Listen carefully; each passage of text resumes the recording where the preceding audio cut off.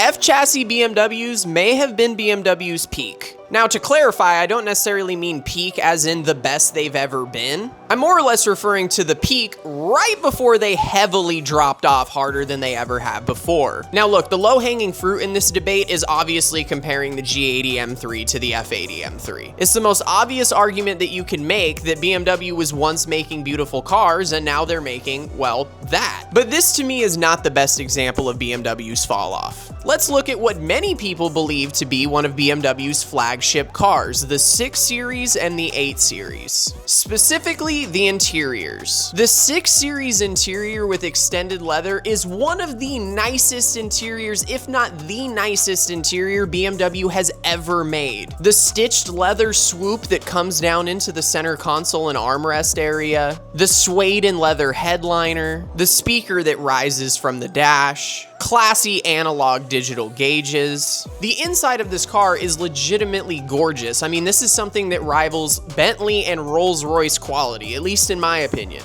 Now let's look at the 8 Series. Now, I'm not here to make the case that the 8 Series isn't still a nice car on the inside, but compared to the 6 Series, my goodness, what a step down. Both the screens just look incredibly tacky. The materials don't seem anywhere close to being as nice. Sure, the 8 Series has more tech and features, but in terms of actual luxury, the 6 Series blows it out of the water. It was really sad to see BMW hit this peak of being able to make nice interiors that were packed inside athletic cars, and then everything just went downhill from there. I even prefer the F80 extended leather interior to a G80 extended leather interior. I think the interior color options were better on the F80. I think the F80's overall layout was better. It doesn't have that stupid digital gauge cluster with the worst speedometer font I have ever seen in my life. BMW had it figured out with the F-chassis cars, man, and then the G-chassis cars came out and they just did whatever they did. So what do you think? Do you actually like the newer BMWs, or do you think that BMW's peak has passed?